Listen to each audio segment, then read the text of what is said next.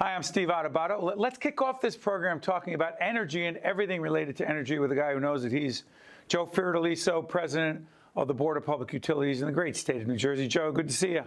Good to see you, Steve. Thank you. Joe, let's start off with this. Can you do the gas pipeline situation? We're taping on the 20th of May. Keep our fingers crossed. The whole question of this pipeline problem, the Colonial Pipeline, other pipelines across the nation, cybersecurity, what should we be thinking about? We should be thinking about hardening and monitoring hackers and our vital enterprises, our grid. We saw what the hackers did with a gasoline pipeline, caused gasoline lines in Southeast United States. We are vulnerable. We are in a situation where the next war is not going to be with guns and bullets. It's going to be with cyber. And we have to be ready as a nation to protect our vital assets, including our grids, including our electric and gas facilities, our water facilities.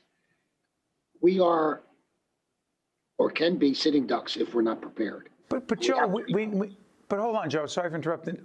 But first of all, what does it mean to be prepared? Second of all, why are we playing catch up? Well, that's a good question, and I think we have to look over the years of neglect at the federal government also here. And I know here in the state of New Jersey, Steve, that our utilities monitor on a daily basis.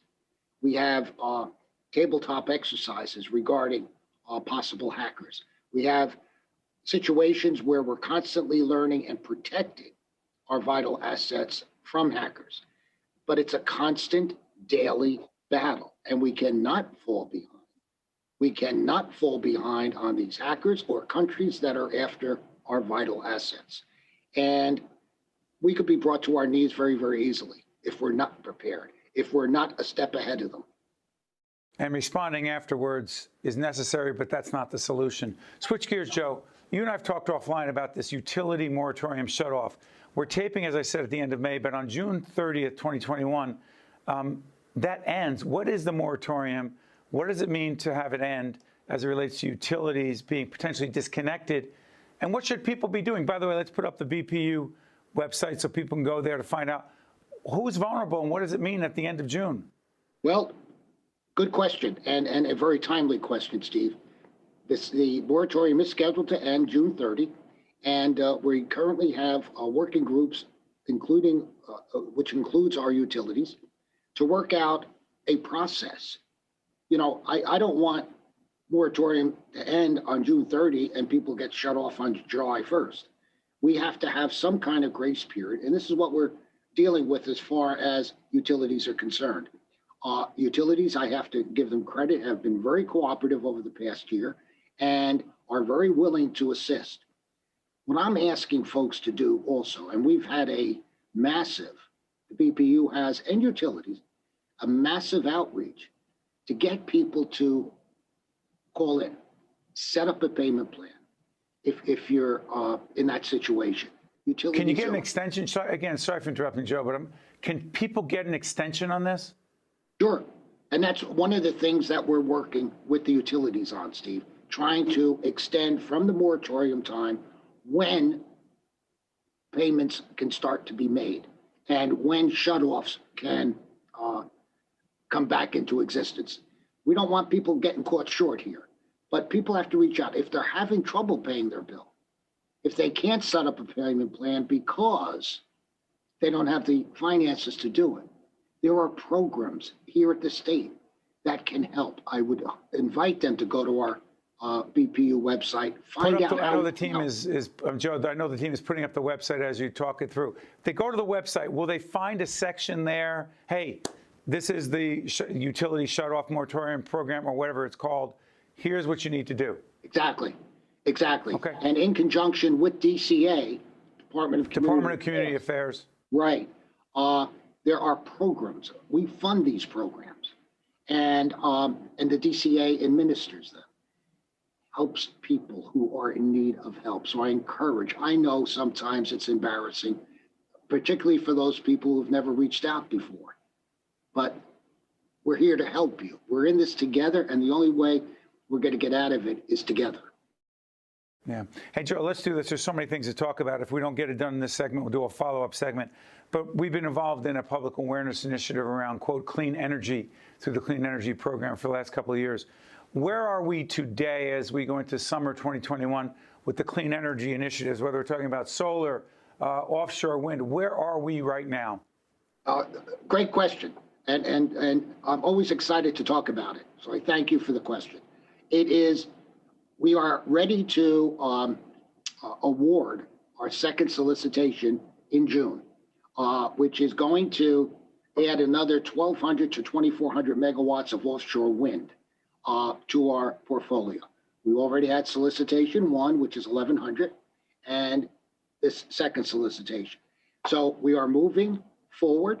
We are very, very encouraged by the Biden administration with their, well, let me say this. We now have a president who talks about climate change. So you think with Jennifer Granholm, who's the Secretary of Energy in the Biden administration, you're saying, and this is not a political show, it's a show about policy. You're saying the policy differences between the Trump administration vis-a-vis clean energy versus the Biden administration dramatically different? Yes, sir. Yes, sir. What's the biggest difference? What's different is their cooperation. Up heretofore, we've had very little, if any, cooperation from the federal government. All of the initiatives, most of the initiatives, have come up from the states. Most of the financing has come up from the states.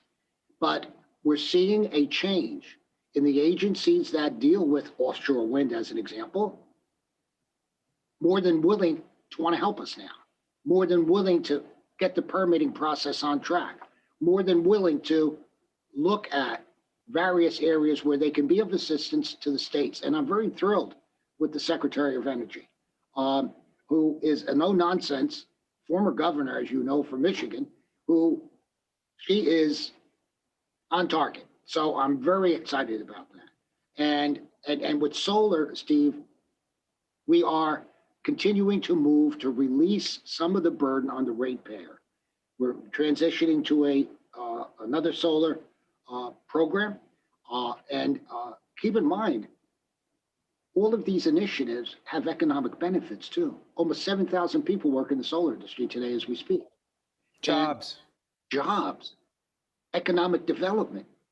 Offshore wind is going to bring billions of dollars into this state. Joe, before I let you go, can you give me 30 seconds on the nuclear situation? Where Sure. are we? Yeah, the board, again, has voted to subsidize. The Board of Public Utilities. Yes, subsidize the 3 nuclear plants here in the state of New Jersey. And I'm going to tell you why. We need bridges to get to our goal of 100% clean energy by 2050.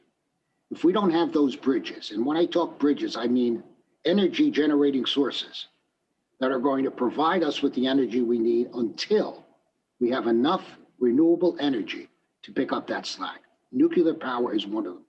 It's not only cost that we looked at, Steve, it was the whole picture. The whole picture as far as the policy is concerned.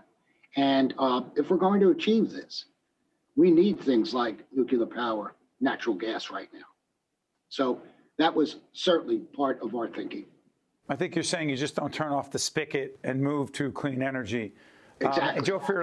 Joe, every time you join us, we learn something new. And by the way, the Board of Public Utilities website was up throughout that initiative, the Clean Energy Initiative there as well. Find out more, go on that site. Joe, thanks for joining us. Steve, it's always a pleasure, and I thank you for the opportunity. You got it. I'm Steve Adubato. That's Joe Fiordaliso. We'll be right back.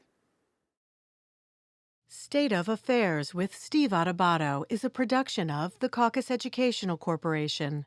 Funding has been provided by Holy Name Medical Center, Choose New Jersey, IBEW Local 102, the Turrell Fund, supporting Reimagine Childcare, New Jersey Sharing Network, Summit Health, Eastern Atlantic States Regional Council of Carpenters, Berkeley College, and by Fedway Associates, Inc. Promotional support provided by AM 970 The Answer, and by NorthJersey.com and Local IQ, part of the USA Today Network. New Jersey's early educators and childcare providers are more than twice as likely to live below the poverty line versus the general workforce. Reimagine Childcare, formed by a coalition in New Jersey, is dedicated to improving accessibility, affordability, and quality of childcare and reimagining the way we support these essential providers. Learn more by visiting reimaginechildcare.org.